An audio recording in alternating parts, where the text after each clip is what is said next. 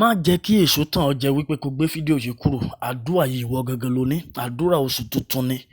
Tó o bá máa ṣàmì àdúrà yìí lórúkọ Jésù, ire ayọ̀ jẹ́ tiẹ̀ nínú oṣù yìí.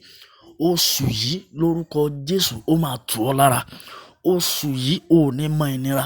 Bó bá nira mọ́ gbogbo ènìyàn, bó bá nira ní ìlú tó wà, bó bá nira ní kọ́ńtírì tó wà, lórúkọ Jésù ìwọ tó ṣàmì tó dẹ̀ ṣíà fídíò yìí láti lè fi ran àwọn ẹlòmíì lọ́wọ́, kò ní nira fún ọ.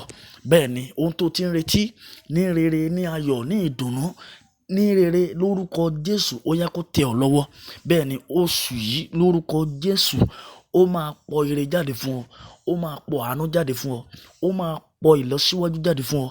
Ìwọ tó ti ń wá ìtẹ̀síwájú tipẹ́tipẹ́ lórúkọ Jésù ó yá gba ìtẹ̀síwájú, kó tẹ̀síwájú, ò ní jábọ́. Ìrànlọ́wọ́ máa dìde fún ọ.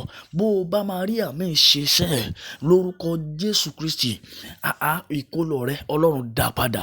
Gbogbo tá a ti gbà lọ́mọ lára bí ògo lórúkọ Jésù á dá padà fún ọ.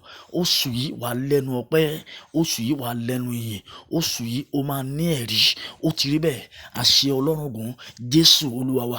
Àmín. Má gbàgbé láti follow mi kó lè rí fídíò àwọn àdúrà tó ń bọ̀ lójú ọ̀nà, àti wípé kó WhatsApp mi báyìí kí n lè add ẹ sí WhatsApp kó lè máa rí àwọn ìdánilẹ́kọ̀ọ́ tí mo ń ṣe mẹ́ 080 69 75 59 71. God bless you. Ó ti dáa fún ọ. Orúkọ mi ni David Adeniji Fire tí mo dẹ̀ máa ń pe ara mi ní Brother Fire. Ó dẹ̀ ti dáa fún ọ.